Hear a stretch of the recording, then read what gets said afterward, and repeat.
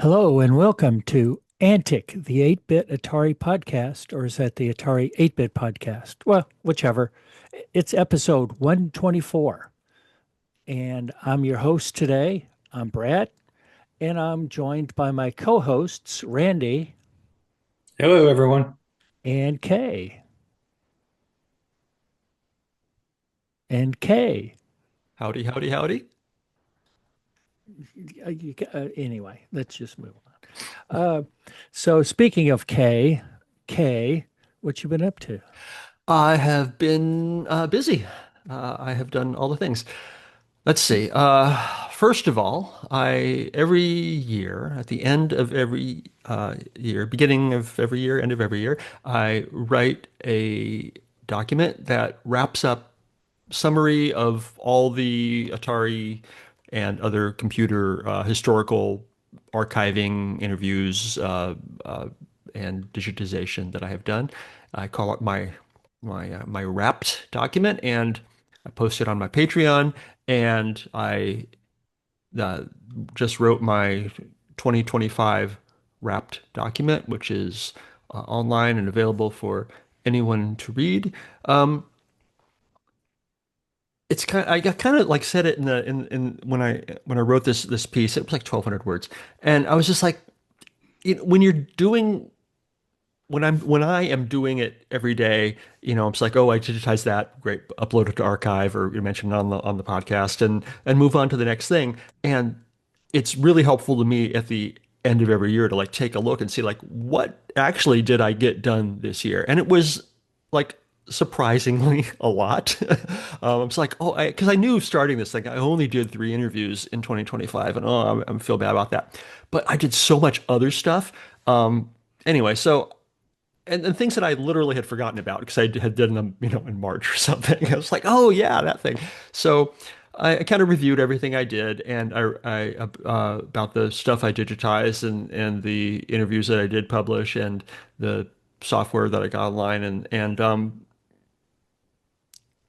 I welcome people to go read that. And I here's the straight into the beggy ad portion of the podcast. I don't mention it too often, but I do have this Patreon, and I am asking people to support it. It it helps support the hosting fees for this podcast, and many of the other things that we need to pay for to get these things done for the podcast, and just my other related activities, including the Zoom, paying for the Zoom, so we can have these conversations, and paying for my whitepages.com subscription so I can find people to talk to, and paying for my newspapers.com subscription for doing research, and other things. It is a hobby, but it is not inexpensive, and I appreciate people's support. And so patreon.com/Savitz, I think. Um, so I did my wrapped document, and that was satisfying. I also did my annual posting of older articles, things that I write for Juiced GS magazine and elsewhere, and I put them on in an archive, and I license them under Creative Commons, and make them available for other people's newsletters and websites and things. I created a new collection, actually called Savitz underscore articles at archive, and you can see all the articles that I've posted there over the years.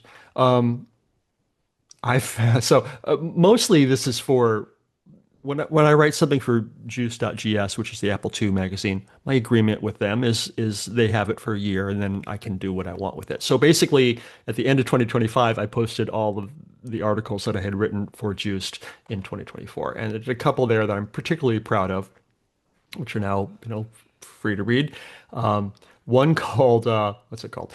Reverend Apple, which is about this guy named Ron Janesh, who in the 80s he got one of those Universal Life Church certificates, so he was, a reverend, and he used his Apple II to marry people, and he got all sorts of press about it, about how you could get married by a computer, and Yeah. um, not an Atari, but an Apple II.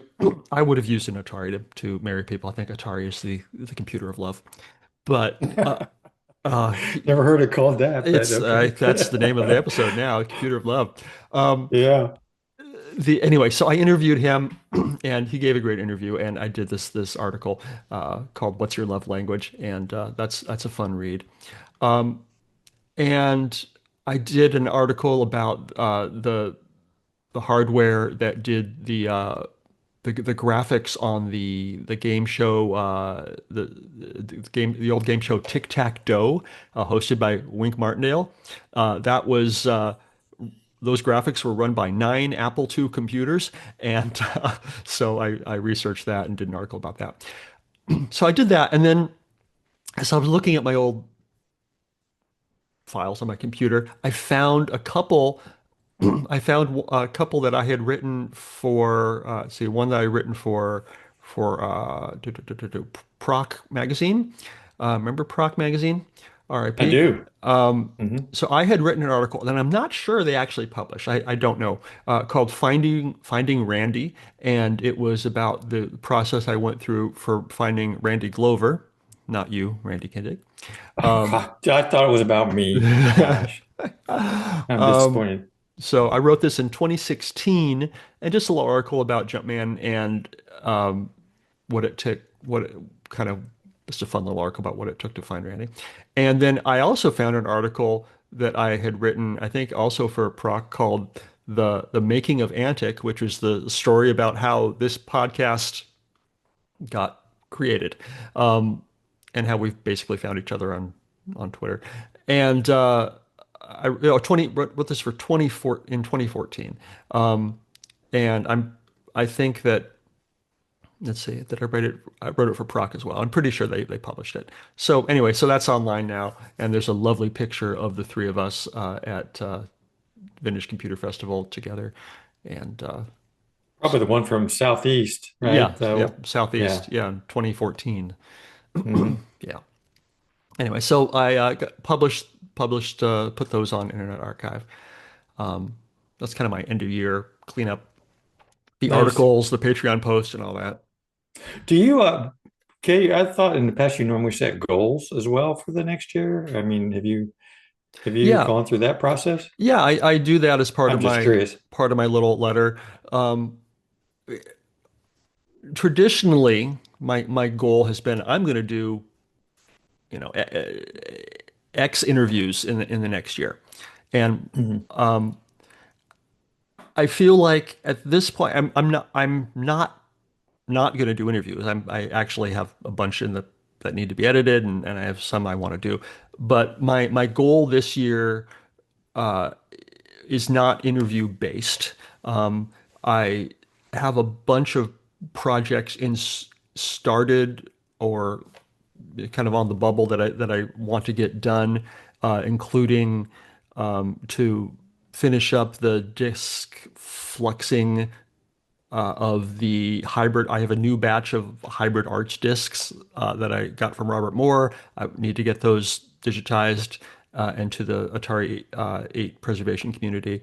I have a huge pile of the discs from Robert Leyland, which is the source code for Murder on the Zindernoof and uh, graphics Atari artist. And I created a little team of folks who are going through those discs, and I have not done my part to keep that momentum going. And that so we need to get those hundreds of Robert Leyland discs processed. I still behind me have a huge pile of of papers from the estate of Harry Stewart that I need to finish digitizing. I've gotten some of those online, but it's a lot of papers. So I want to get those projects done this year. Those are my goals, and also, do some interviews. So more than three. I'm doing more than three interviews. That's my that's my goal. So Okay, awesome. so Um, yeah, all this helps me assess, helps me keep motivated, helps me to know where I am, Sure. and so so it's less like shouting into the wind. I mean, I'll do it. I don't know. Sometimes I do an interview or put information online, and it just goes out there. That's it. You don't always hear back from people, or if you do, it takes weeks or months, to hear anything back. It can, Um, right? and so this kind of makes it a little more solid for me. Um, have you guys heard? I learned this is my continuing things I've been up to. I learned about the Interim Computer Museum. Do you know about the Interim Computer Museum? I've heard about it because I think they've had shows there before, and I know we've mentioned it, but I don't know much about the museum itself. No. So, okay, so there's a group that's been around forever, like more than 30 years, I think, called the SDF Public Access Unix System. They've been around for, I mean, I have a sticker on my computer saying 25 years. I guess they were founded in 1987. And this sticker says they were 25 years old, and I got the sticker in 2012 apparently. So I guess they're about 35 years old. Anyway, so there's this group, and they're a nonprofit. They've been around forever. They uh, took possession of a lot of the material from the Living Computer Museum when that went away. They recently took possession of, as I understand it, most of the software collection of the Living Computer Museum and some of the hardware. So they created the Interim Computer Museum, which is their it's a museum in the Washington area that's not open full time, but you can get in there, by making an appointment or going there on Saturdays or something. And they are preserving I think they're trying to do right what the Living Computer Museum, Paul Allen, Paul Allen's terrible planning. Uh, they're trying to continue make this, a success and archive this stuff and make it available online and that sort of thing. Anyway, so they sorry, icm.museum is the website. You can go and learn about their project. It's not a great website. They're clearly working on it. I joined their thing. I decided to send them. I joined a sponsorship and sending them $36 a quarter to do this. And there's a newsletter. And I don't know. I just think that I felt like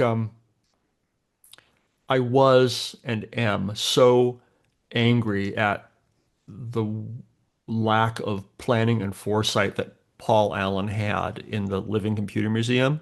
I loved the Living Computer Museum. And then Paul Allen went and died, and all that's there was no money set aside to keep it running, and now it's gone. Um, and now the ICM has taken over some of that material, and I am giving them some money just because I can, and because um, maybe they can do it with their scrappy little nonprofit what Paul Allen and his billions couldn't manage to do. Basically, I'm giving them money because I'm mad at Paul Allen. Yeah. Yeah. And yeah, I think one of their guys was at our last month's meeting.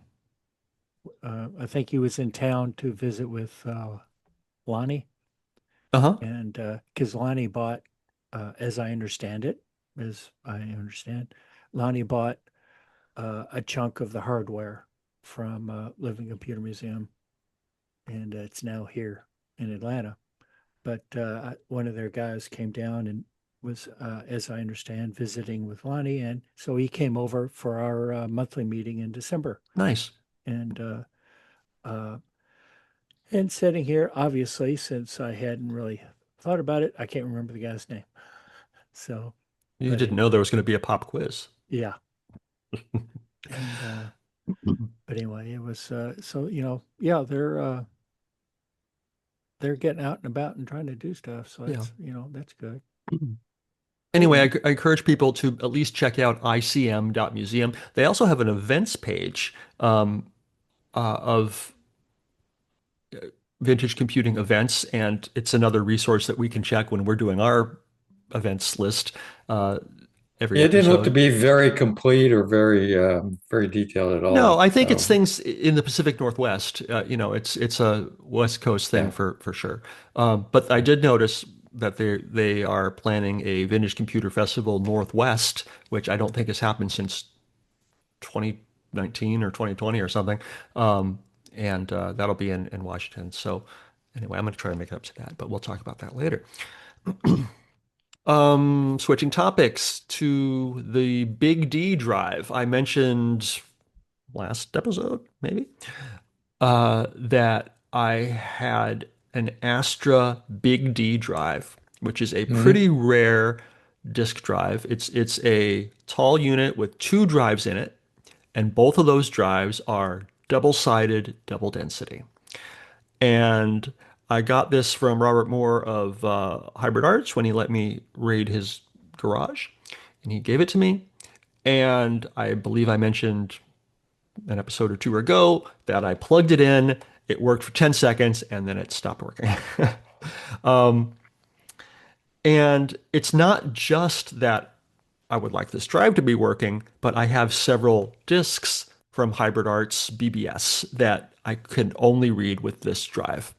And because they are double-sided, double-density disks, and they're from the BBS. And You don't have any other double-sided double density no, drives, or it's I, I don't know. I have had Percoms.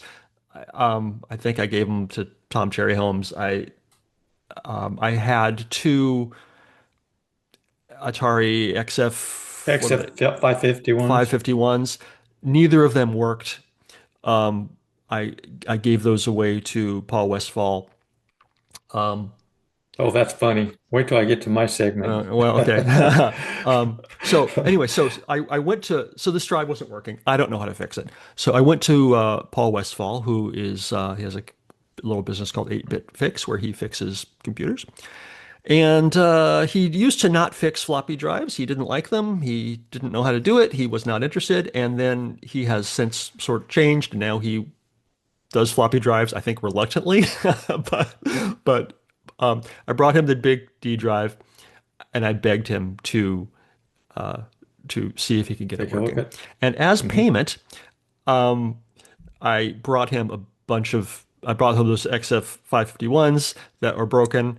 He could, fix them and sell them and whatever. I brought him some Atari 8-bit and ST machines that I had sitting around that I didn't need. So I'd be like, here, have a bunch of projects and also fix my thing. Was this real And recent? what? Was this real recent that you gave him this stuff? I'm just Within the curious. last, since we last had Oh, okay. in the last couple of months. Yeah, yeah. Okay. Um, I think I brought him this stuff maybe 2 months ago, but I didn't mention it last time because there was no news yet. He still had it. Anyway, he replaced the capacitors in the Big D drive, and it works great. He recapped the Awesome. thing. He recapped Nice. it. I brought it home. It worked. It fired right up, and I was able to read the Hybrid Arts BBS discs. Most of them. There was 8 discs. I could read 7 of them. One of them seems like it genuinely just went bad. Um, So I have that data. I haven't actually looked at the data yet. I haven't started digging through it. I haven't posted it, but I have it, and I'm so grateful to Paul for fixing that machine, uh, and I'm grateful to those discs for surviving 35 or 40 years. And so yeah, we have some stuff from the Hybrid Arts BBS that I'll get to dig into as well. So now I'm Cool. curious about your thing. Your thing. Do you want to talk about Yeah. your thing now, or do you want to wait? No, I'll wait. You're Okay, probably okay. you're cool. You're close to being done, I I'm think. close to being So. done. And so I know I've been talking for a long time. Hello, my cat is here. Um, the the last thing I did, I've spent quite a bit of time playing with Fujisan. Um, as you longtime listeners will know, Fujisan is a relatively new Atari 8-bit emulator for the Macintosh. It endeavors to be a little more modern than then It it actually will run on all the platforms. does it? There's a Windows and a Unix version. Yeah, there Really? is. All right. This, I don't want to argue this with you, but I think he decided to be Atari only, but I mean to Mac only, but I might be completely wrong. I'll try to look it up when I'm not talking. and he is Paulo Garcia, Paulo. right? Yeah, yes, Paulo Yeah. is the guy.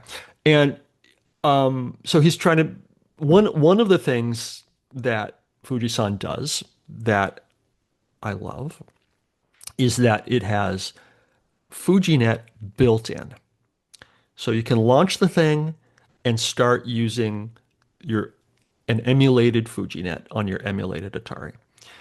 And I love the idea of this because it means that I can potentially program some FujiNet software sitting on my couch, don't have to be in front of a real machine, don't have to be using a weird Windows emulator on my Mac. Yeah, I think it would make me happy to be able to do this. And so Fujisan is still in beta. I've been testing it, and I had some problems with it. And I've been talking to Paulo in the GitHub issues tracker and figuring some things out. So I'm going to tell you this: the problem, a couple of weird problems. The I couldn't get the FujiNet to work. It was clearly it thought it was working, but I couldn't get it to work. And Paulo was just like, well, go to this setting, change this setting, and change this setting. And so I went into the settings pane, the preferences pane. I changed the setting, and then like now what do I do? So I closed the preferences pane, and nothing changed. It didn't work. I was going around and around. And it was very frustrating. The problem the problem was this. Paulo develops on a big monitor. He said he has a 30 something inch monitor, and I'm playing it on my little laptop screen. And the in the You couldn't preferences see some of pane, the, in the yeah. preferences pane, the OK button that you hit to save your thing was hidden behind the toolbar on my Mac. It was such Yeah, yeah. a tall pane, a tall window that I didn't. So when I was done, I thought, oh, well, you have to close the window when you're done. No, you're supposed to click OK, which I couldn't see OK. So it was the weirdest. I mean, it was not what the bug that anybody was expecting. He's thinking something's wrong with the FujiNet integration. It wasn't exactly my fault, but a little bit my fault. So So we've once had a I lot of the same experiences, okay, okay? I can't wait to hear Because you. I've been testing this a lot as well. One of the first things I ran into is I run in the what's with the white on black mode? What's that called? The dark mode. Uh-huh. Uh-huh. So I run my system in the dark mode, Yeah. and I couldn't see anything on like on the preferences screen at all for a Hmm. while. And so he had to make some changes to make that work. And then did you get the FujiNet to work well then for Okay, but you? yeah, Because yes, I did. I got the FujiNet to work once I figured out that problem. It worked great, and then I was just like, what? Then I had a new learning curve with FujiNet because I haven't used it in a while and I've kind of forgotten some things, and I couldn't open up a file on the. I was trying to just like open up a web page in Mhm. BASIC, and it wasn't working. And I had forgotten that you have to load the FujiNet drivers, which is called NOS, Network Operating System. I wasn't using a NOS disk. Like, okay, that's on me. I had forgotten that. Um, and then I'm using Thom Cherryhomes' excellent manual about how to use FujiNet as my reference. There was actually a problem in the manual where it said comma 0 when it should have said comma 2, so that was never going to work. But I went on to the Discord and Thom straightened me out. And and then so I'm just like, I'm going to use Fast Basic, which doesn't need NOS for some reason. So I'm like dabbling with Fast Basic, and I wrote a little program, and I saved it. Great. I rebooted the computer. I went to load the program. Can't load the program in Fast Basic by typing Control L. You know why? Control L doesn't work in Fujisan. No. You can't type the character. So Oh, oh. reported another bug to follow. So it was a it was a frustrating learning experience, and some of it was definitely me, and some of it was testing beta software, and some of it was just whatever. So ultimately, I figured out a lot of it. I got it working. I had spent some time in the FujiNet lobby playing uh, games. There's a new Battleship game I played some Fuji Z, the Yahtzee game. I was never there when there was actual humans to play with. When I played against the AI, and anyway, I had fun playing the games. And um, anyway, so Yeah. anyway, that's I'm sorry, I've been talking forever, but that's what I that's what I'm up to. Yeah, I've been playing with it as well quite a bit. I like the fact that you can just, instead of having to start FujiNet PC separately, you can just hit the button, within Fujisan and start it right up. So it just saves you a little effort. And Yeah, and when you install Fujisan, it will go ahead and install FujiNet PC so that it can invoke it for you, so you don't have to install it separately as well. right. So Yeah. so that's all. That's Um, kind of nice. yeah, He's and it doing took some good stuff there. Yeah, I'm sorry. So anyway, that's me. So tell me about your experiences with Fujisan and everything else, and Well, XF and I 551s. wonder the profile setting you were talking about with FujiNet. So I had some problems once I started using the FujiNet. It turns out that it defaulted to a higher than 1x speed for your CPU, Hmm. and that was a problem. I had to go into the settings and change it to 1x, and then the FujiNet worked okay. But FujiNet is I don't know about you, but it runs a little slow for me. I don't know. It it will time out at times. It just runs extremely slow when I'm running it through Fujisan. And I don't have that problem if I do FujiNet PC separately Hmm. I and don't then think I've noticed use. that. I mean, I don't. You haven't noticed that It, problem? it Okay. seems pretty okay. Yeah. But all in all, I mean, I really like what Paolo is doing, with that. And he has an interface for it so that you could use something like the Microsoft what's it called? Their text editor, the code, VS Code. Hmm. You Hmm. could use VS Code and send it over to Fujisan, and then have it create a disk and then invoke your emulator. So I would. I might get there. I'm not there yet. I'm still getting my sea legs back with the Fujisan and the FujiNet. So, yeah, um, yeah, yeah, it's good though. I like what he's doing there. yeah. Um, is it all right if I go ahead and start, Brad? Yeah. Okay. So I wanted to get to the drive discussion. So I found it a little funny to hear your story, Kay, because I picked up an XF 551 just in the last couple of weeks Hmm. from Mr. Paul Westfall at 8-Bit Fix. We'll have to find out if And it's one of the drives I gave him. yeah, that's what I'm wondering, if it's one of the drives that you gave him, because he said he had to spend quite a bit of time fixing it up to get it to work. The last time he sold an XF 551 on Atari Age, I missed out, and he had a real good price on it. And I told him if he ever had one again, let me know. And lo and behold, just before Christmas, he says, "Hey, I've got one. Um, I've got it fixed up. It works now." He had to do quite a bit of work, I guess. He spent hours getting it to work, and he sold it to me for a very, very reasonable price. Nice. So I've always wanted a 551, Mhm. and so I got it from him. And I'll bet it's one of the drives that you originally gave him. That's hilarious. That is I actually, hilarious. I gave one away, what, 2 months ago? Did Uh, you? yeah, someone gave Well, me one, and I uh, Brent Carroll was at the meeting and helped me with some stuff, so I gave it to him. The but the however comma in this one though is uh, it was basically a box of parts, oh, and okay.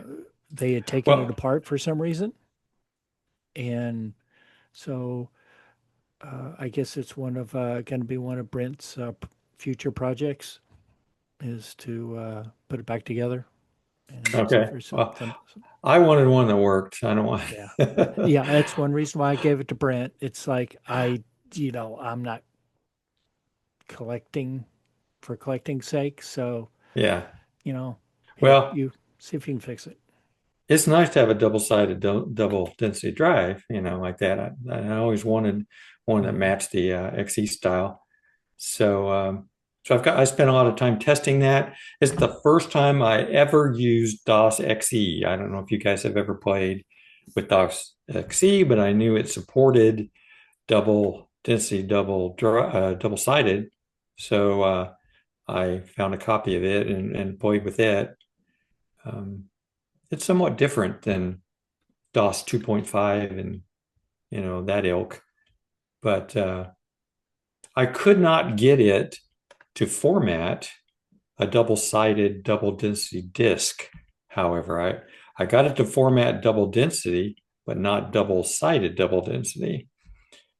I only have a few disks. I don't know if my disks are bad or whether there's an issue with doing the double-sided on the XF551. So, and the other thing is, if 551 is supposed to be a quiet drive, it's supposed to be quieter than like the 1050, and this one clicks. And he told me that before I bought it, and he had a video of it working. But it works. It works great. It makes a lot of clicking sound when it's reading a disk. Paul seems to love a quiet drive. He, Yeah. I was in his workshop, and he was just like, and I'm picking up this drive. It's the quietest drive I've ever used. Listen to this thing, and it's just like, no, it's just like, oh, I love it. It's just, yeah, he's obsessed with drive quietness, which is, I mean, it's fine. Well, I don't mind. I kind of like knowing they're working, So yeah, it's not supposed to be that noisy though. I don't know why it does it, but again, it seems to work fine. The RPMs is spot on, is right at 300 RPMs.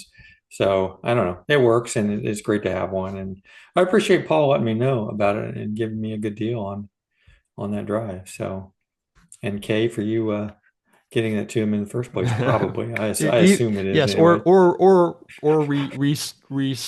restoring his stocks for future. I don't know, but Yeah, that's funny. yeah. That's great. The other thing Atari related is I don't know if I mentioned that on here before, but I do another podcast called the Stan Veit podcast. Stan had one of their very early computer stores back Yeah, in the day, and he wrote a book that is very popular and very well I known. love his book. And Stan Veit's History of the Personal Computer. It's a nice book. exactly, Yeah. yeah.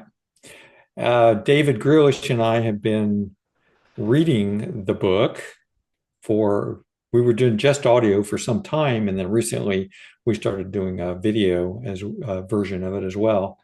So chapter 13 was the Atari story, and we just recently did that and published that. So it was interesting to hear Stan Veit's take on the Atari story.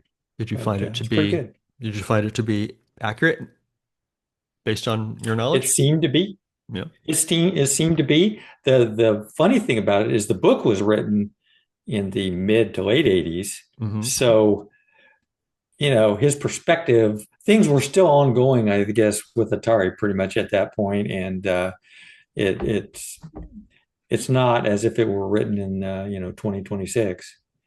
So, but it's good. It's an excellent book, and I really enjoy it.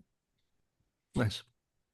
The other thing, it's not really Atari, but I'm going to bring it back to an Atari perspective, is I got the Commodore 64 Ultimate, the remake from the new Commodore. Oh yeah. And yeah, and it's really, really nice. It's got all the legacy ports on it. It looks exactly, I got the beige version, so it looks exactly like the Commodore 64, but with new case, new keyboard. It's got the legacy ports on it, so you can run all the legacy hardware, but it's got new ports on it. So you have VGA out and you have USB on it. It does I cartridges and everything? It does cartridges, Wow. and it's very, very, very compatible. It's really nicely done, and I even did an unboxing video on it, which was kind of fun. But that's the sort of thing I really would like to see, an Atari version of a machine like this. Hmm. Um, I think we're all hoping that's what that um, The RM, yeah, the multi RM RM 800 800 XL. XL, Yeah, yeah, that's a is going to that's a be. pipe dream. But I'm hoping someday we'll get an Atari version of what the Commodore 64 Ultimate is. Very well done. And the only other thing I want to mention, we had our Indie Vintage Computer Club meeting yesterday.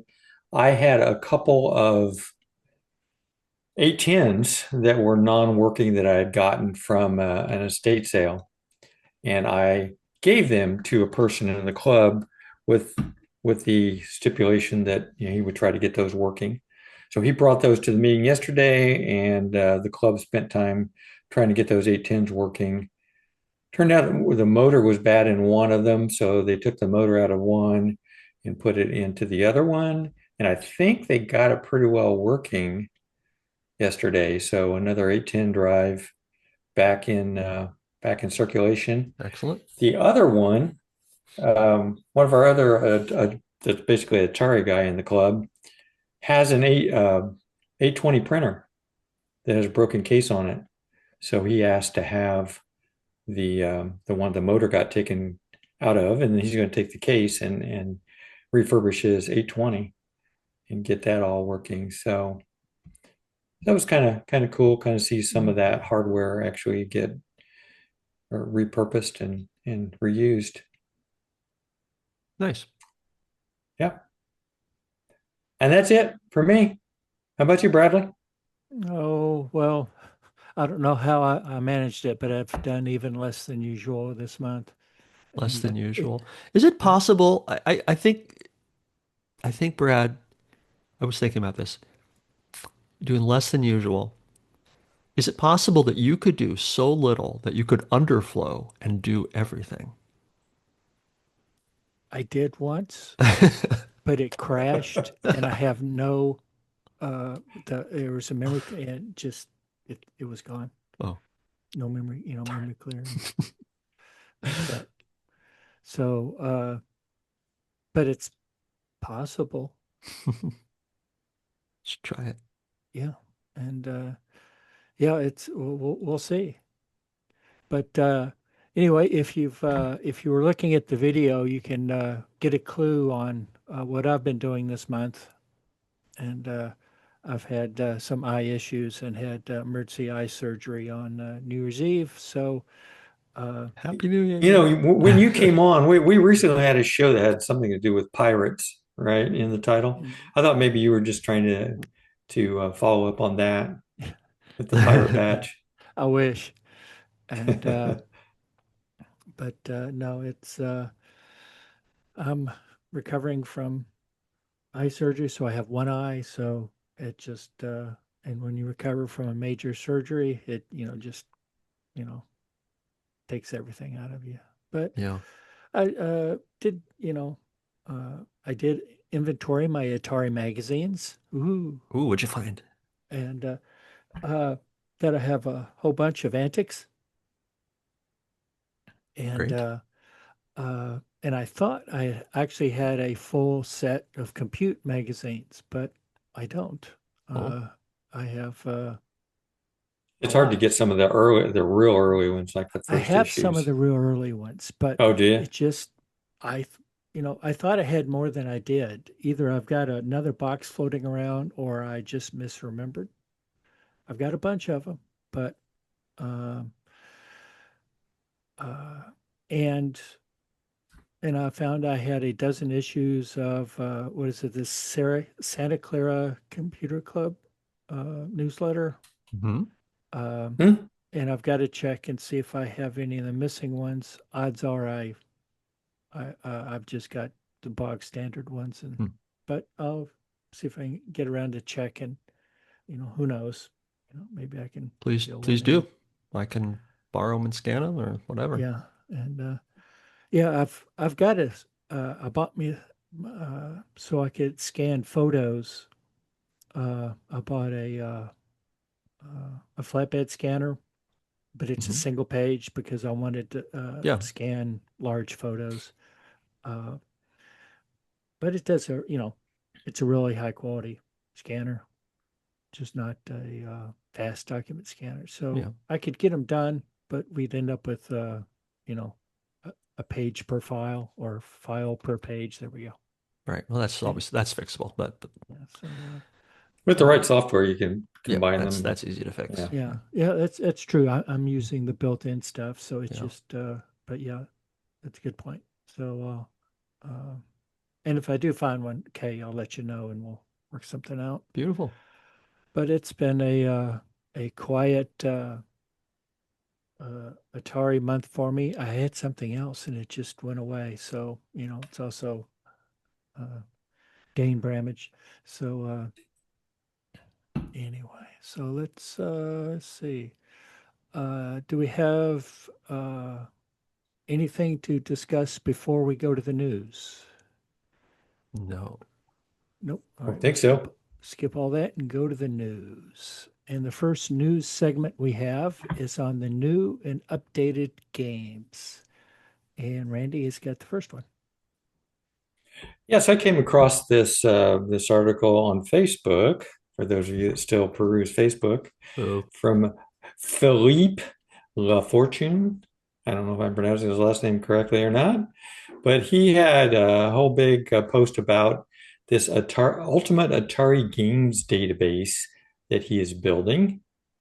It is built around Airtable, if you guys are familiar with Airtable, Never heard of it. online database. I honestly thought that was a system for making reservations at restaurants. So No, what is Airtable? And I was it's thinking it it's an was for online database. hockey, air hockey. It's basically an online database tool, so you can build any sort of databases through it. So he's building an Atari 8-bit games database with it, and right now the database contains 750 or more Atari 8-bit computer games, and he's got four specific personas that he is targeting, so that he could determine, what information that he wanted to capture about each game. Um, there's a lot of different fields, a lot of different information being captured about each game in order to support those personas. For instance, historian persona, he's got some fields in there that would support those that are interested in the history of a particular game and so on.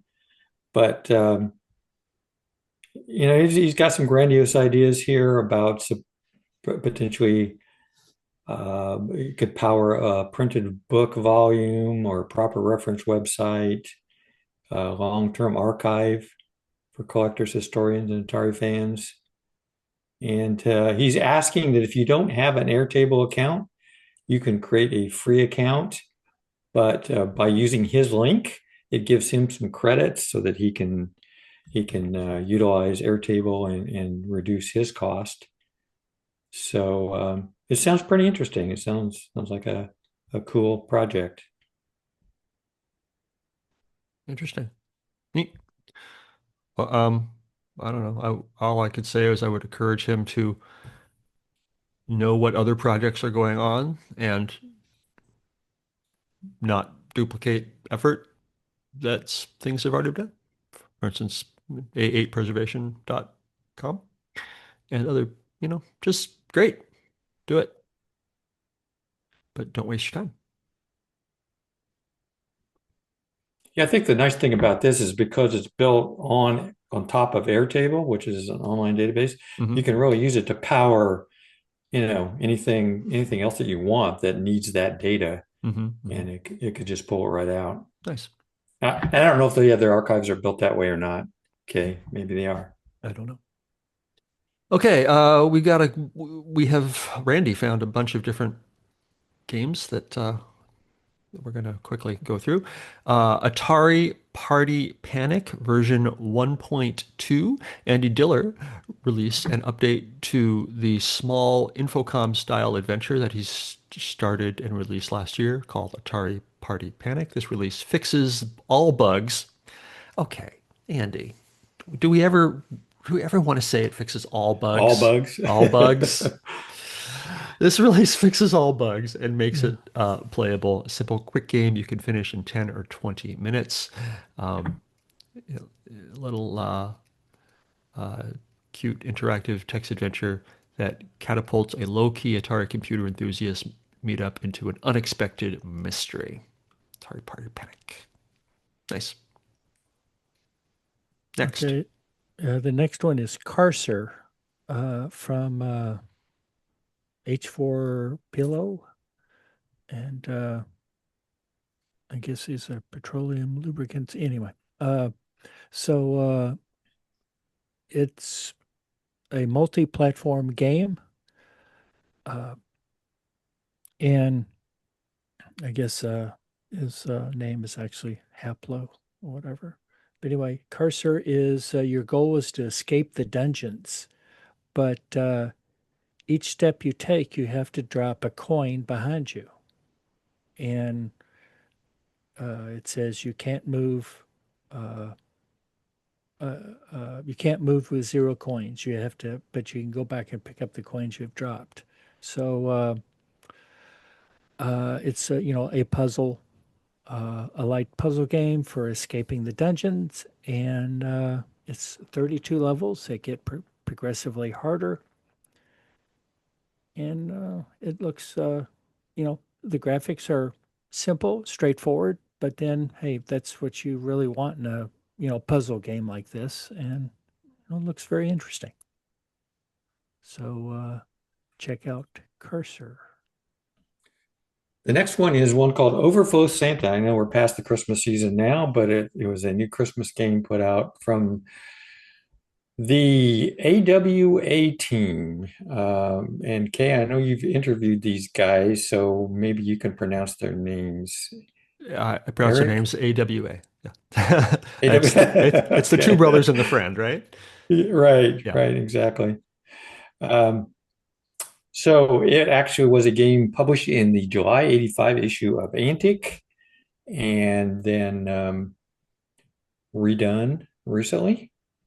It's one of the 14 games that the AWA anthology sold in the Atari Age store. And this is an updated version with the Christmas theme. And you play as Santa Claus as he uses snowballs to prevent Christmas toys from spilling off the conveyor belts. Sounds like fun. All right. Nice. Yeah. Um, all right. So this one, I, I'm a little confused and intrigued on this one. Atari Orbit published a blog post about Killzone, the first real-time multiplayer game using FujiNet. FujiNet gaming system has allowed the first multiplayer, multi-platform gaming applications to blossom. Killzone is my addition to the pantheon. I wanted to provide a basic, simple, using character graphics proof of concept application for real-time action gaming. Currently only Atari supported. Coco is in progress, and he goes on and on in very detailed about how it works technically to get the data there in time. I could not find a link. I looked on GitHub. I could not find this game. I can't find a download. Apparently, it's up to version 1.2, and I don't know how to actually try this game.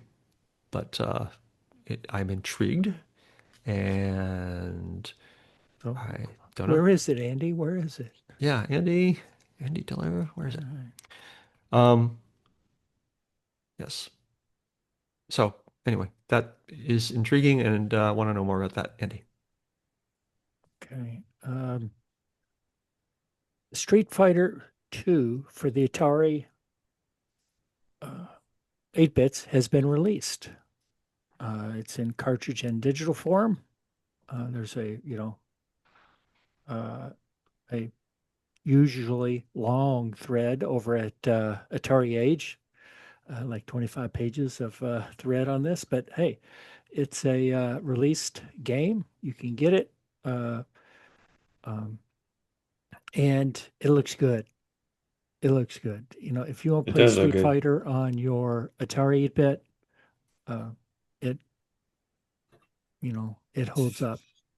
Says it's based on the Game Boy version, requires the 4 megabyte cartridge and the standard XEXL with 64K.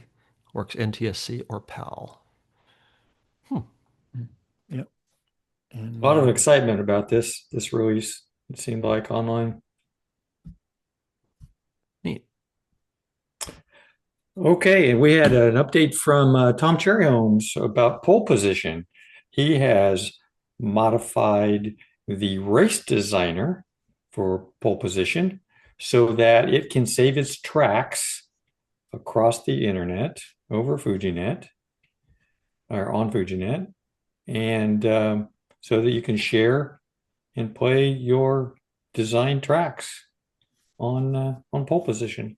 Hmm. Very cool. Tom's always done Yeah, some cool stuff that's like neat. this. Huh. That's fun. Wonder if two people Yeah. try to modify tracks at the same time, if there would be a race condition. Good question. Uh, um, oh, I guess next one's you. Sorry. So finally, under the new and updated games, we've got the final version of the Atari 8-bit 5200 homebrewed games that were released, completed, or work in progress in 2025. So it's a pretty long, impressive list of games that had work done on them in 2025. It's amazing to see how much work is going on in that area. Uh, it includes those that got physical releases completed or were had some work done on them in 2025. So check it out. all right.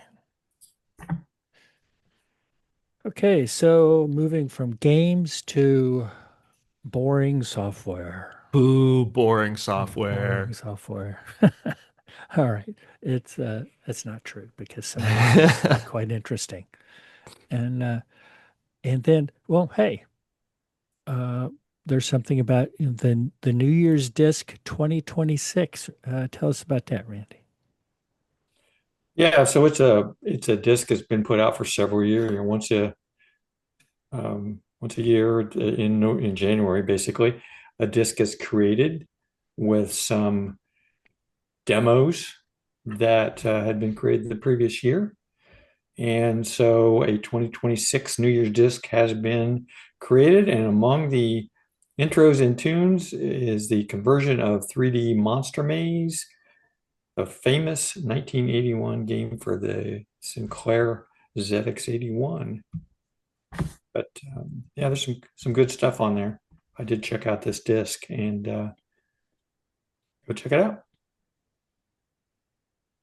And I guess you could load that up into your new Altirra, Randy. Hey, good. Why don't you go ahead and take that, Brad? It's well, Altirra 4.4 has been released, and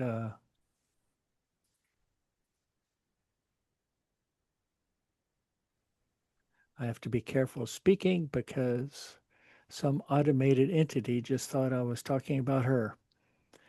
And Oh. and I can't say the name because that will activate her again.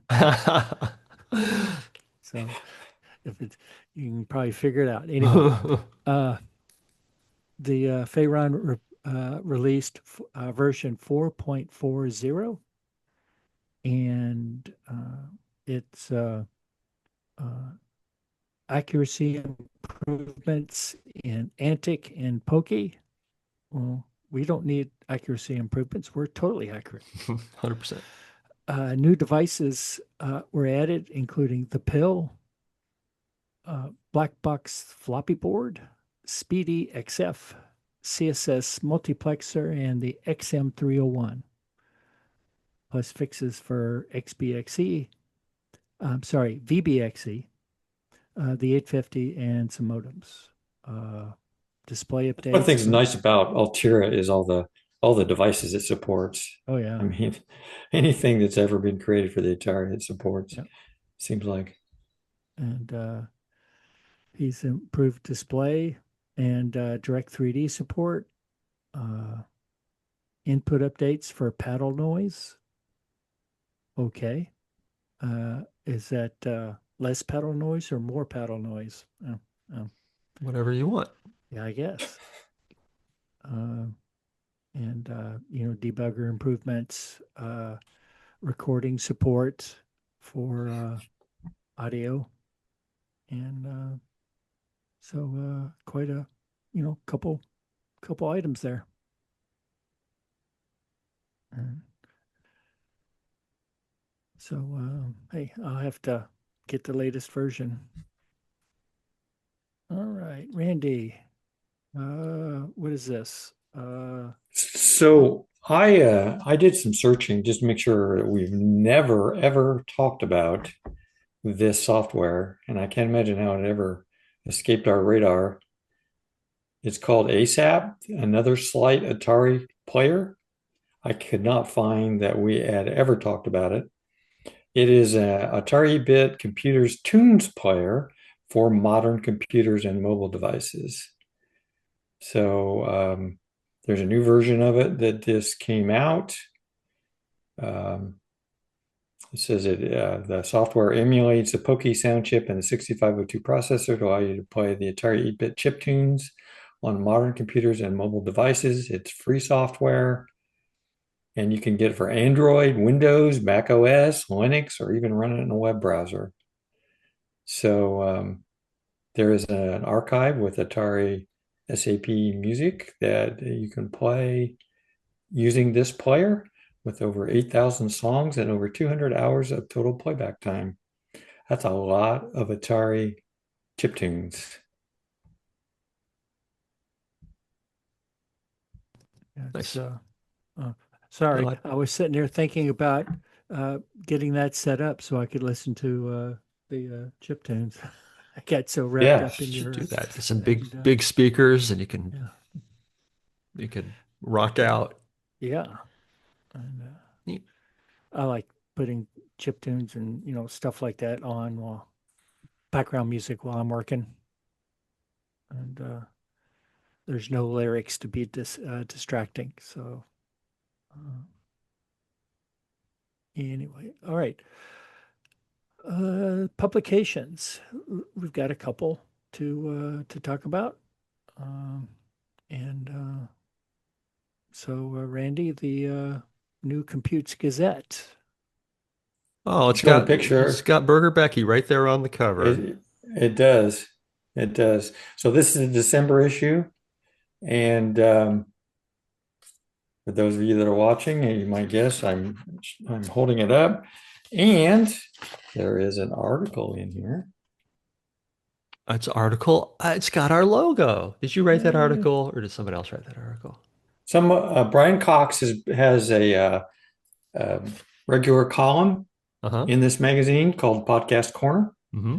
and he decided for December to write about the Antic podcast, one of his favorite podcasts. So Nice. we Oh, really appreciate Brian writing this up and telling everybody about Antic. I haven't looked, but I bet we've gotten some additional hits, some additional downloads as a result of this. I mean, I think the circulation for this magazine is fairly high at this point, so I wouldn't be Good. surprised if we haven't gotten Good. some bumps. But yeah, pretty cool. very nice. Of course, I've mentioned before, there's lots of other regular articles. There is an Atari Outpost column in there with Jerry White and some other Atari based ones. There's always plenty of Atari coverage in that magazine. So it's definitely worth checking out. And it's a beautiful magazine. So I don't get anything for pushing this magazine, but it is a good magazine. I like it. Nice. Atari Projects .org. Back on the job. It was quiet there for a while.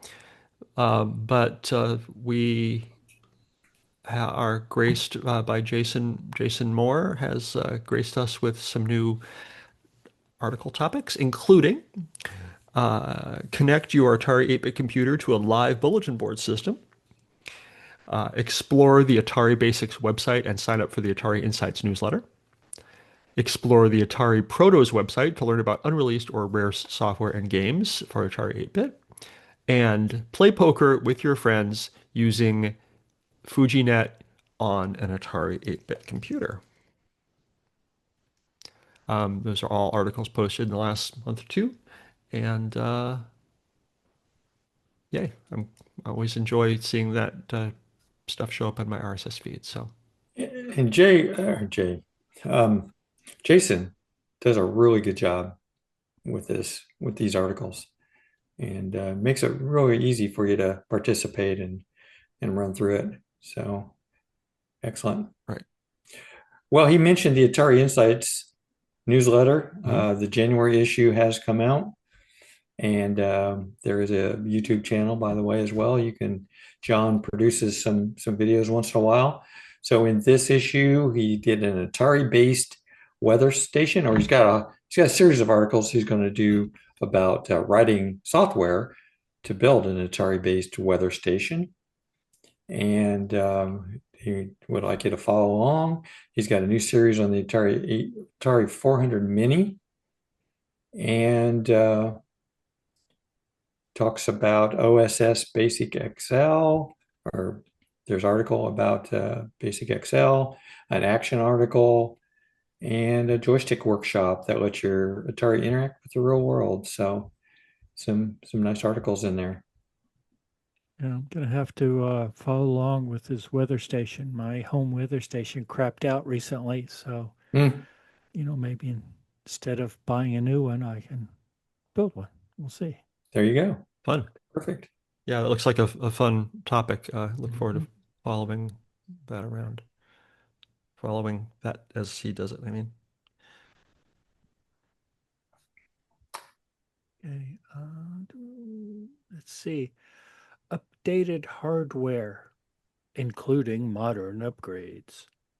And so we have the first one uh, is the SX212 Wi-Fi retro modem. Tell us about that, Randy. Well, I would appreciate it if you took this one, Brad. Do you mind talking I about it? am looking at it to see the X2 X SX212. I am just not reading. I guess I'm used to reading with two eyes and only reading with one.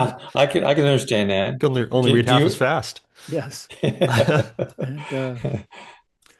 the SX212 Wi-Fi retro modem. Uh, it replaces the PCB in the existing Atari SX 212 modem with a new uh, a new motherboard, a new board, and it will simulate the auto featured dial tone, the DTMF, digits. It'll ring. It'll act like a 1200 baud connection, and it's based on the uh, Xi modem, ZI modem 4 sources found on GitHub.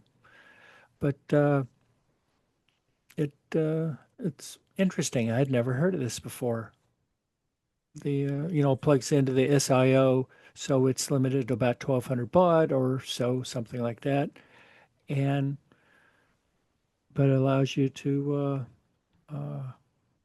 you can connect to Wi-Fi and Telnet to BBSs and stuff like that. That's an interesting uh, project. Uh, the boards are for sale, and uh, interesting, Hmm. cute project.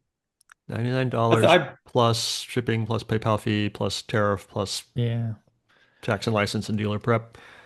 Huh. and And you need a case. You need an yeah, XX212 case to I believe this is the second one that was created because I think there was another, and I can't remember. It was a very well known modem that a lot of people used that was done first, and then now the Atari SX 212 has been done. Hmm.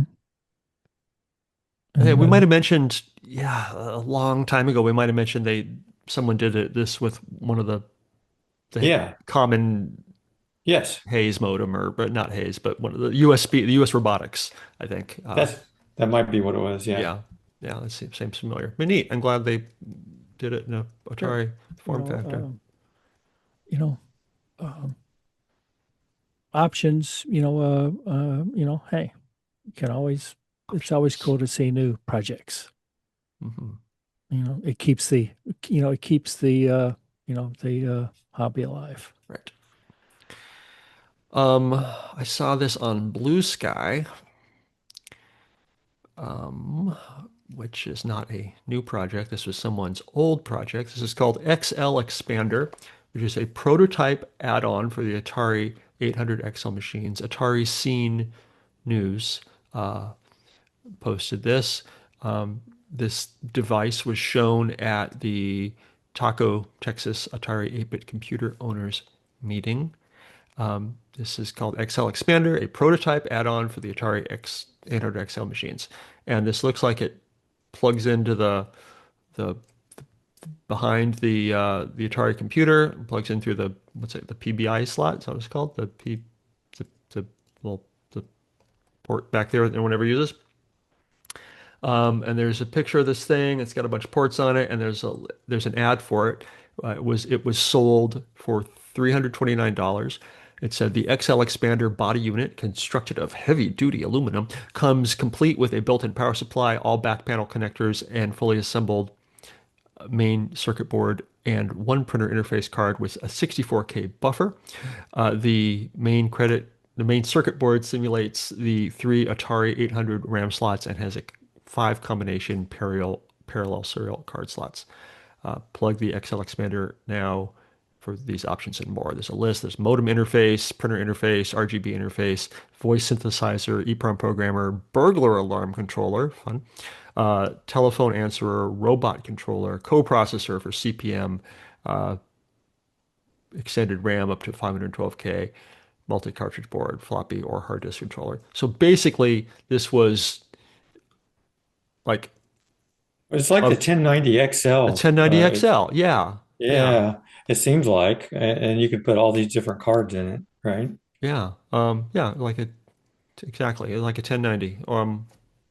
Neat. This thing is, I assume I've never heard of this thing, so super rare, and looks like a lot of fun. Neat. There's some pictures of it on Blue Sky, and there'll be a link to that in the show notes. All right. Okay, next is so we've been hearing about this pixel perfect motherboard for some time. Um, that Peter Kazarovsky has been working on, and he's created that pixel perfect motherboard for the 130XE. He's working on doing a similar thing for some of the other motherboards as well. But he's taken this one a little bit further, and he says the Pixel Perfect for the 130XE will also be offered with a case and a mechanical keyboard as well. So you'll actually be able to get basically a whole machine or put together a whole machine with this new motherboard and case and keyboard. So that's pretty cool.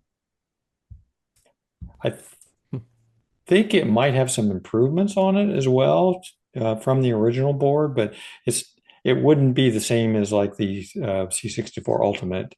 It doesn't have all of those sorts of improvements on it, but I think he's thinking about doing something like that.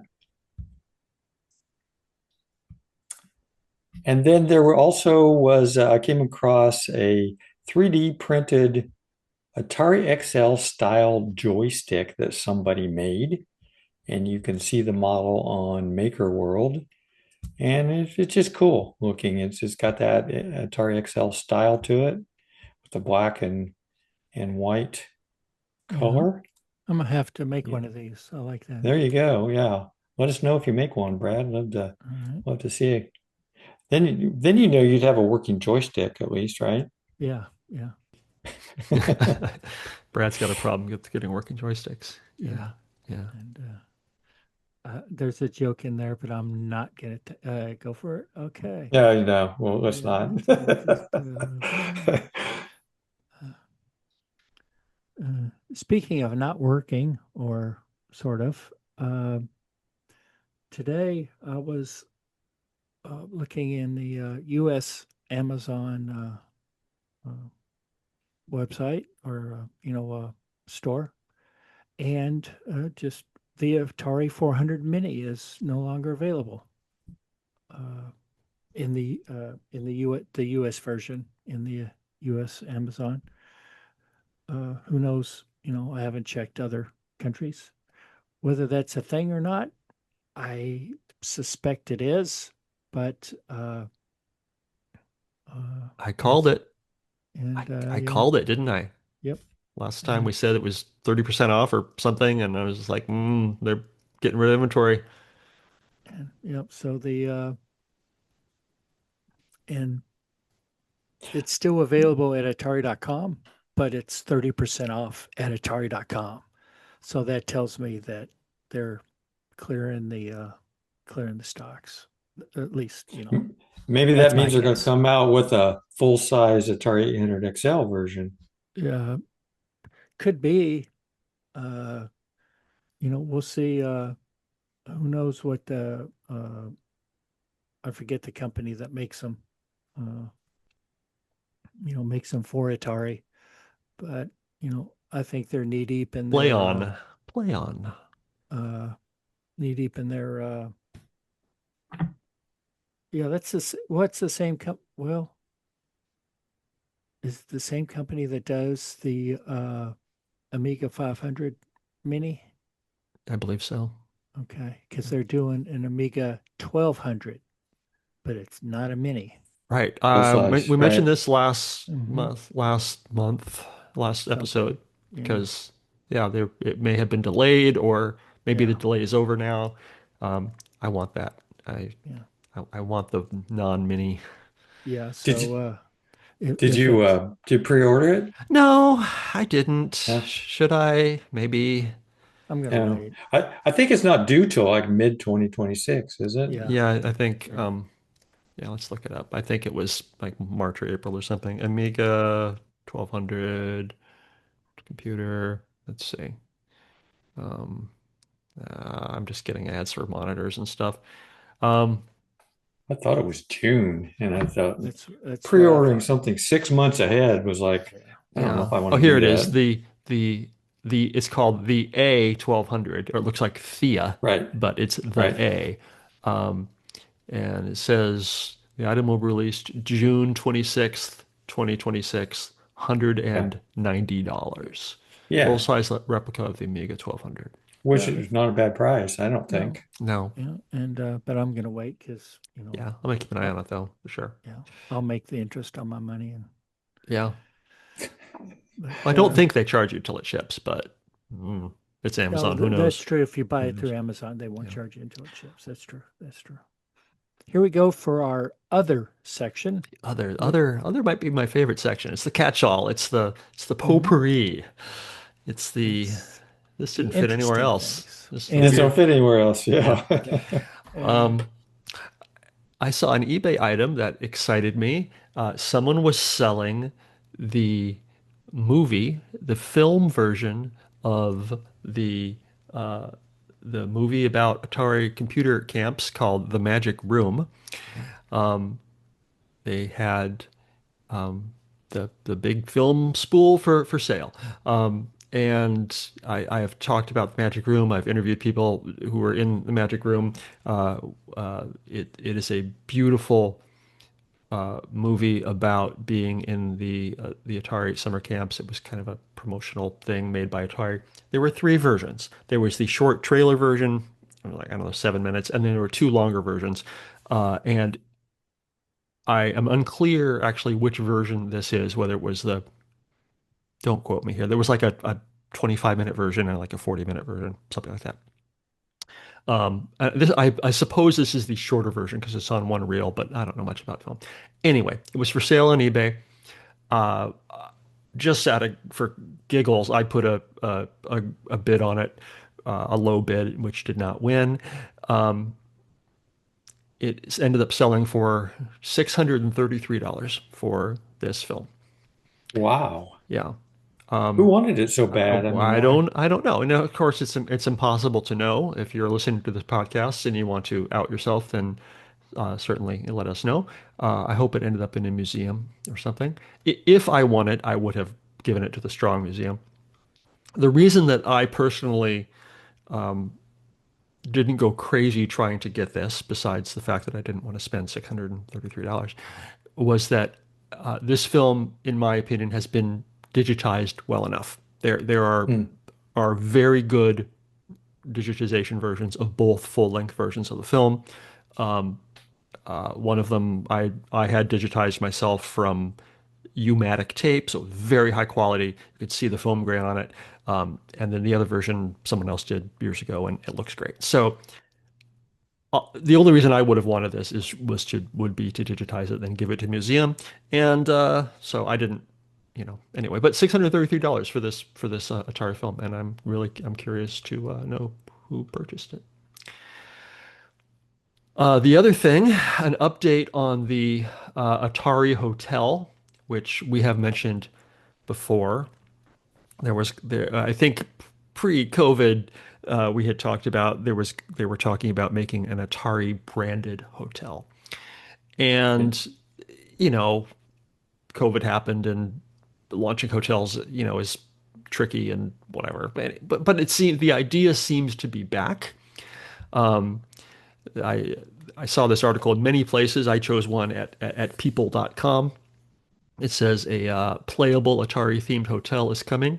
A 20,000 square foot hotel with a venue with a 2,000 person concert hall and event center. An esports venue with a 10,000 square foot sports book. Restaurants and retail spaces, multiple immersive environments that merge gaming, music, and nightlife, an oversized pool designed for high energy parties and gatherings, and a hotel. The officials with the project also said the hotel's design will incorporate subtle references to classic video games like Asteroids, Pong, and Tetris. As for hotel rooms, officials say there will be 19 suites and 72 rooms, a reference to the 1972, the year the video game Atari was founded. Officials with the hotel have licensed the use of Atari name. This is not Atari, the company that calls itself Atari, doing this. This is a licensing deal with someone else. And the concept drawings are pretty, and it looks like it will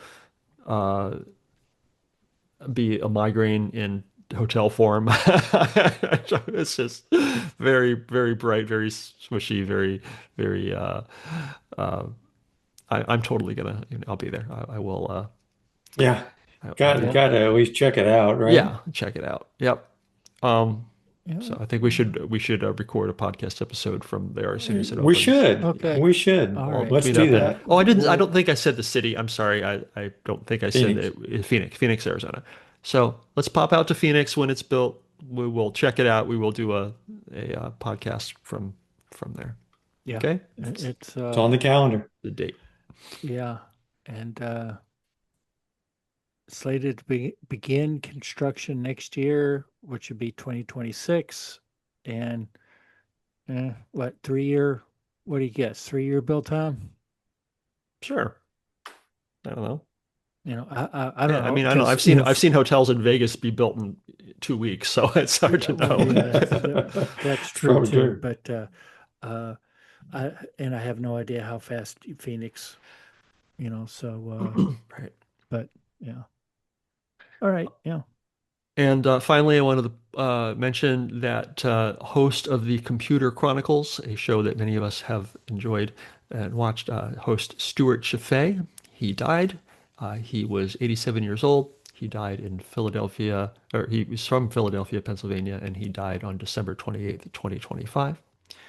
He was born in Philadelphia in 1938, and he is best known for producing and hosting the nationally broadcast PBS television program Computer Chronicles and Net Cafe. Computer Chronicles aired from 1984 to 2002, producing more than 400 episodes that documented the rise of the personal computer from its earliest days. Net Cafe, which aired from 1996 to 2002, explored the emergence of the internet.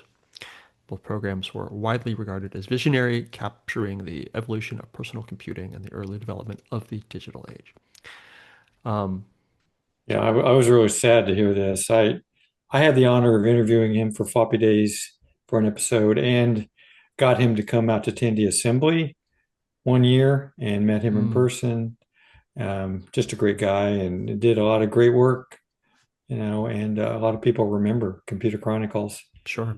And luckily, all of the shows are archived on archive.org. I know that some of the work that he did was to make sure they all got archived. Yes, he worked with Internet Archive to make sure that everything was archived. I Yeah. believe, and I don't know the full story or how accurate this is, but I believe that relatively recently, a bunch of more episodes had been found that had never been digitized before and were either were added or are going to be added. And they don't really know the whole story, but there's a whole collection of Computer Chronicles, 634 episodes or results there. I don't know if that's, how we got that number, but yeah, there's a lot of Computer Chronicles there. A lot of Stewart Cheifet's hard work Yeah, it's just is, such a good show. yeah, And there were a few that were Atari related. So there were a few, you can There's a find couple. those. yeah. Yeah.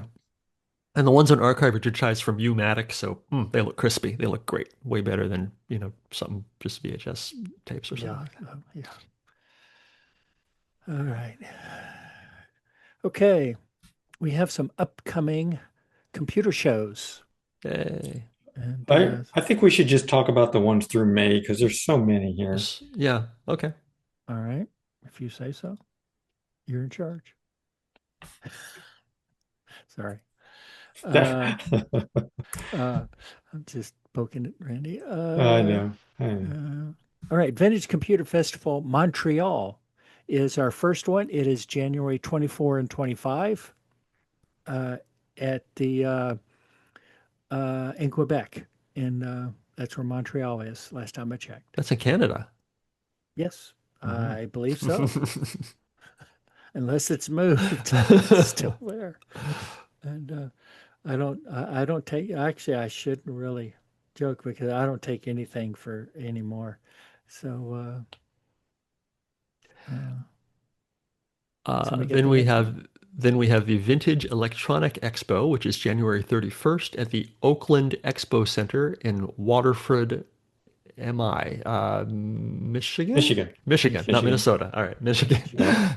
I've never heard Yeah. of this one, Yeah.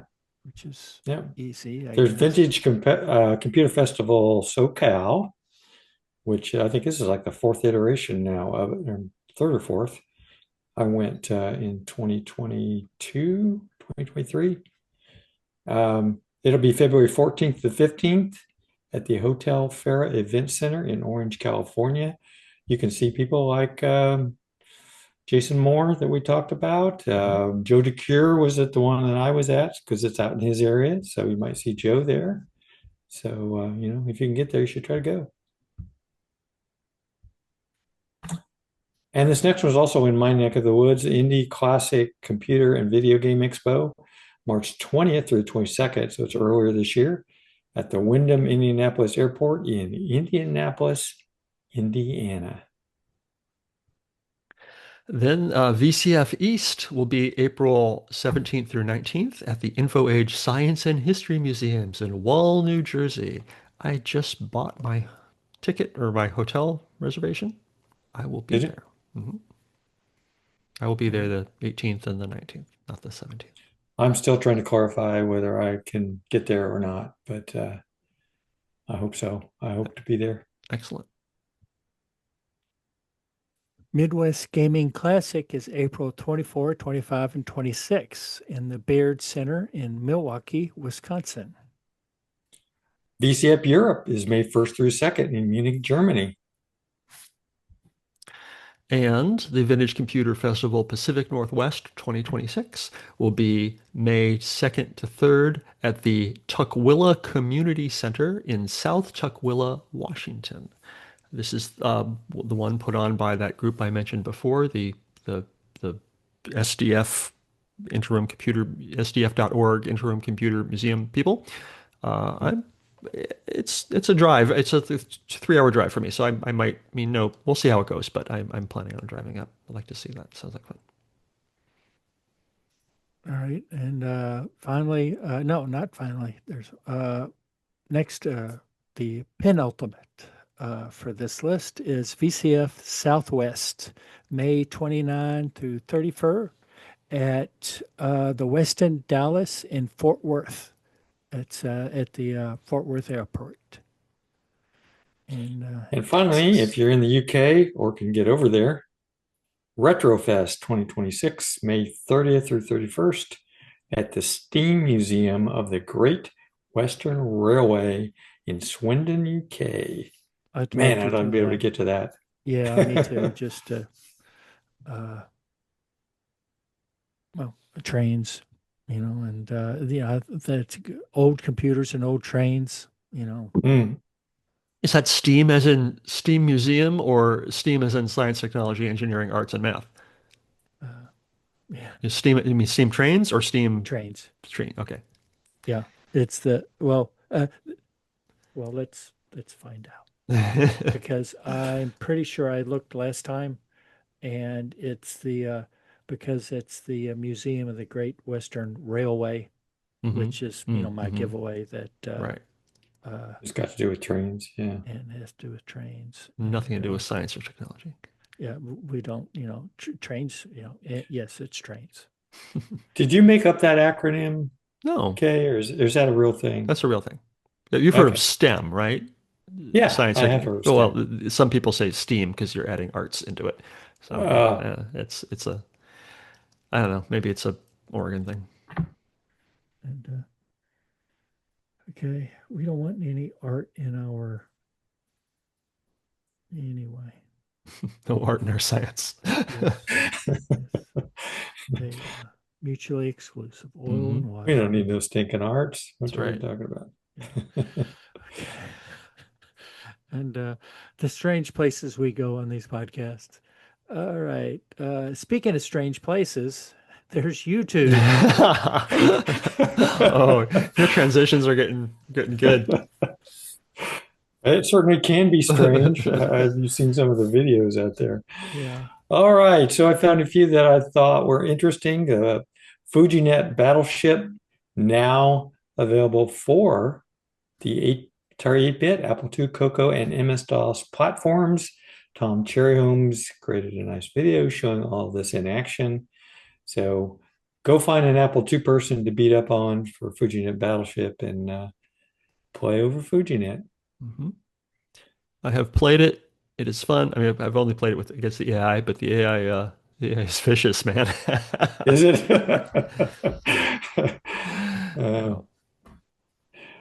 Came across an interesting video. Sideburn Studios produced how I made an Atari 130XE laptop using original hardware.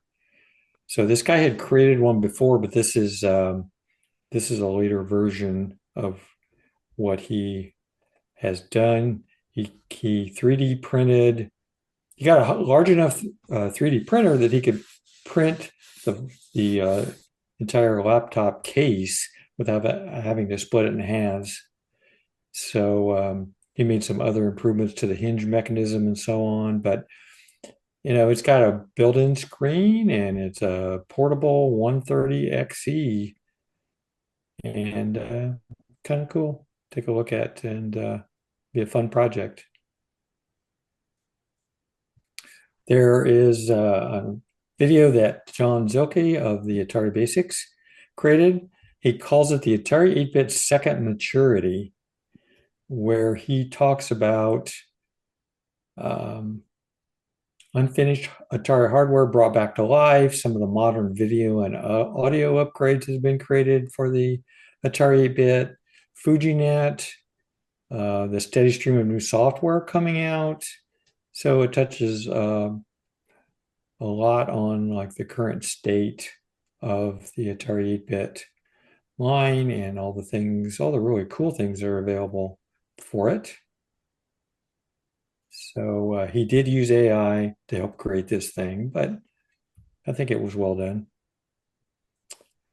And finally, I came across a video from Greg Gallardo, FujiNet RetroMate, online chess with Atari 8-bit computers.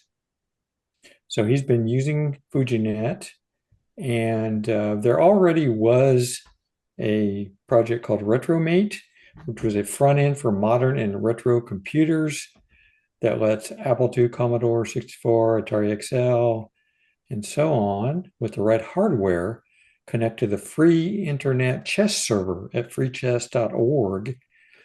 He's updated the Atari XL client to work with FujiNet. So you don't have to have that other special hardware. And so you can play chess over the internet with other platforms on your Atari 8-bit. He says he's also going to work on the Apple II and Commodore 64 versions soon. So there you go. Pretty cool. That's it for YouTube videos. Very nice. Okay. Well, I looked around Internet Archive, and this was not a sometimes this was not me being lazy and going, oh, I didn't have time to look. I looked. Nobody added any good Atari stuff to Internet Archive this month. I don't Yeah. know. I don't Took know the where everybody holidays went, off. but yeah, everyone was off doing holiday things and playing with their full-size Commodore 64 replicas. I don't know, but no Atari things. So is there anything interesting at GitHub? There was. I did find some interesting things at GitHub. Moswald has been working on some FujiNet related things and posting the code to GitHub. And I don't think that these are standalone. I don't think these are standalone things that you can play with yet. But unless you're, I don't know, like you could, unless you want to talk to Moswald and figure out what he's doing. But they were on GitHub and they were intriguing. One is called PokeSteam. PokeSteam is a small Atari-only library for raw Poke serial.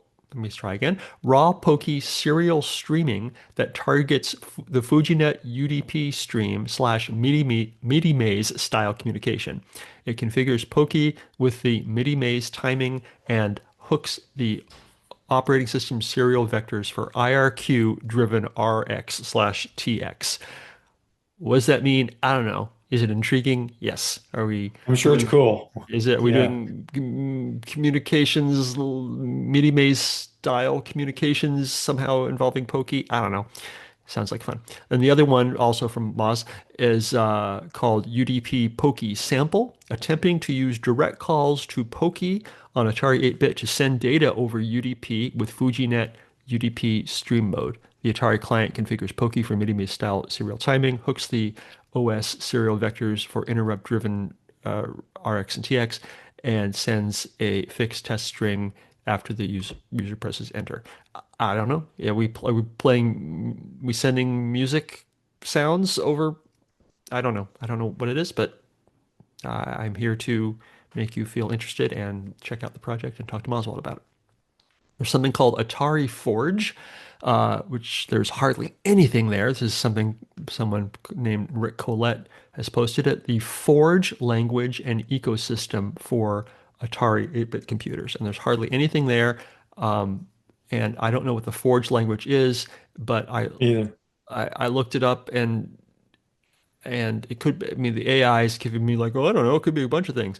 And there's a language learning app called Forge, and there's a language tool teaching. I don't know. I don't know what it is, but maybe you do. You can let me know why Atari people need Forge. There is something called ATASCOIID, a taskoid. Oh, this was cool. All right, this is neat.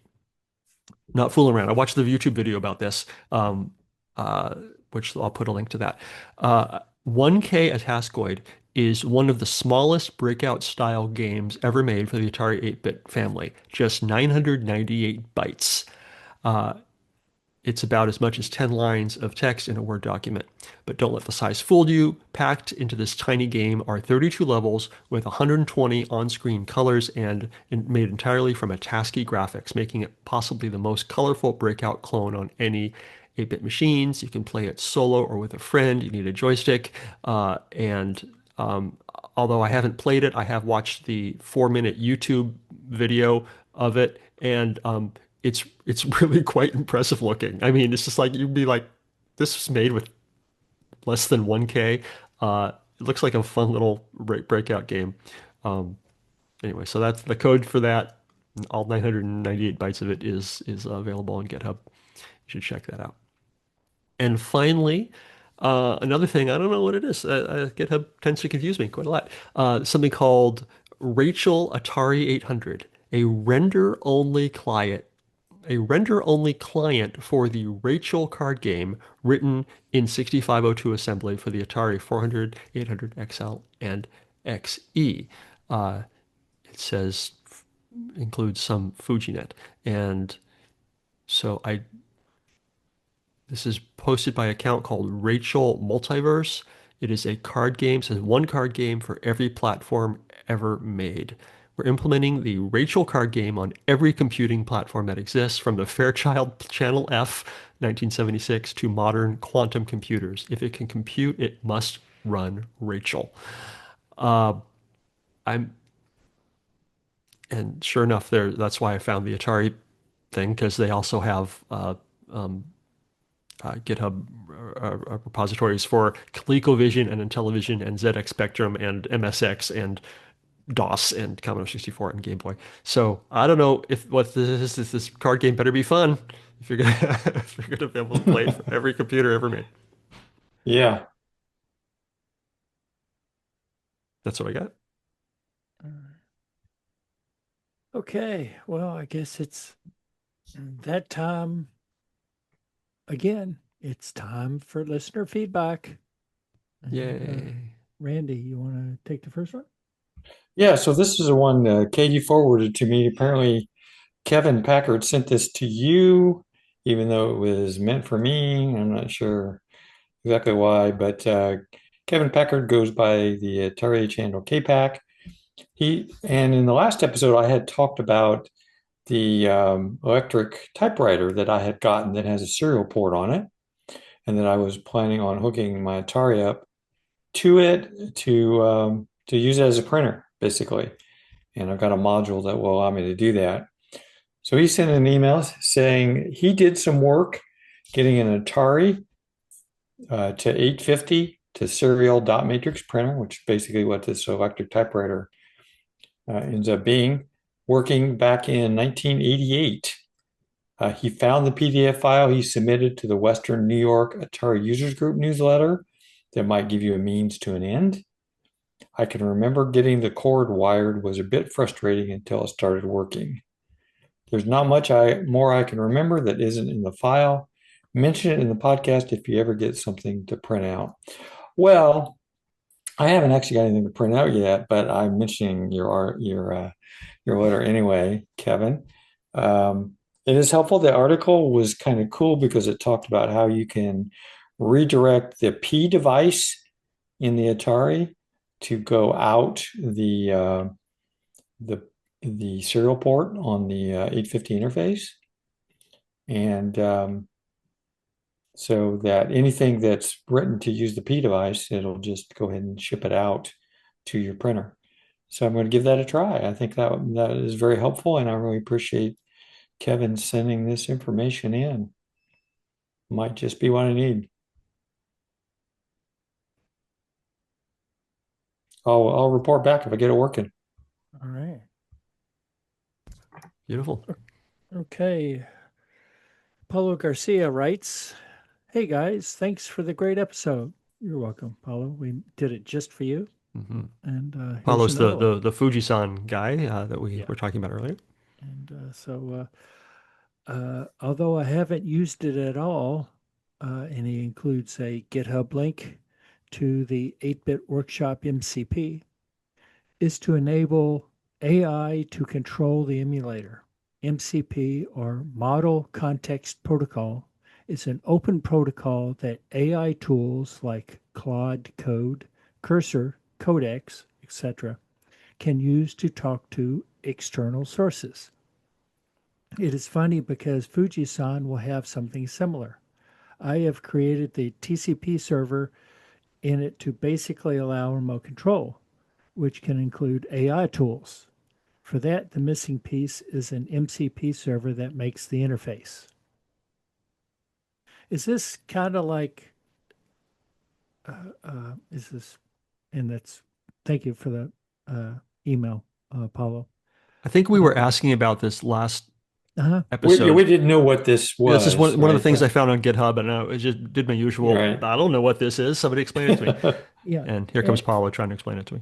I Is still don't think this I understand it, but kind of like Rex support and AREX support in some applications? Like AREX was popular with the Amiga. Rex was an IBM. I think IBM created it. I think. I'm not sure. Anyway, is it kind of sort of like that?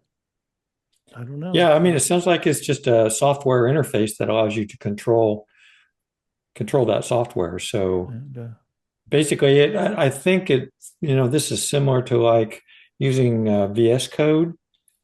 You know how it can, we talked about how you can then invoke an emulator out of VS Code, and I think it uses something like this. As long as the emulator has, an interface like this. yeah, or I would say, is it like PowerShell for Windows and well Linux now and Mac? But I think that would be different anyway, because I'm not a programmer, so this stuff is really Greek to me. Okay, so okay, and well, uh, I guess it's that time. We always do the end of show. Please provide feedback requests. So here we go.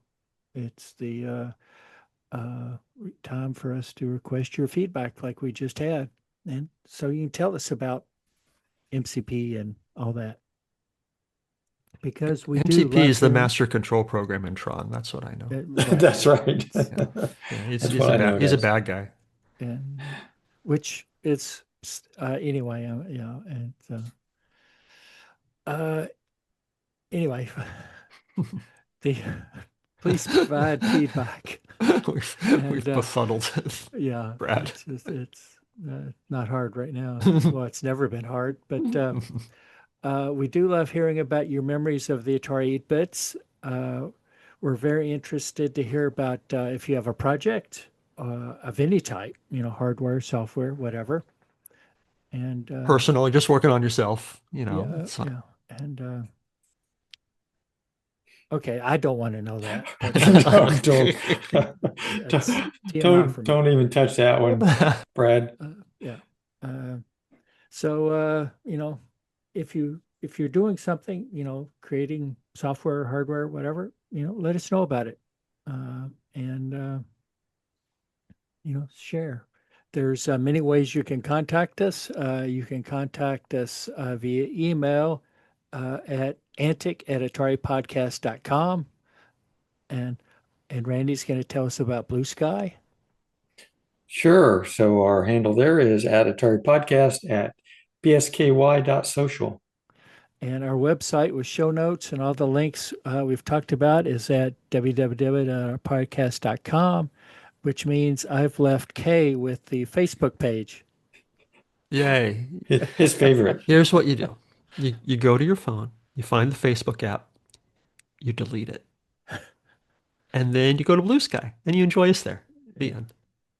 And so, all right, we have a Discord server, and that link is in the show notes. And you can stream us from the usual suspects. And And then, hey, listen to us. Take us on the run when you go out and run and or your drive or whatever. So anyway, thank you for listening to us again. Thank you for podcasting with me, you guys, for discussing the true computer of love, Atari 8-bits. The romantic computer. I Yeah, don't thanks, have one. guys. All right, yeah. I was going to try to work on my And definitely thank you to anyone who managed to get all the way through this. yeah. You. I'm sorry, guys. See ya. See ya. Bye.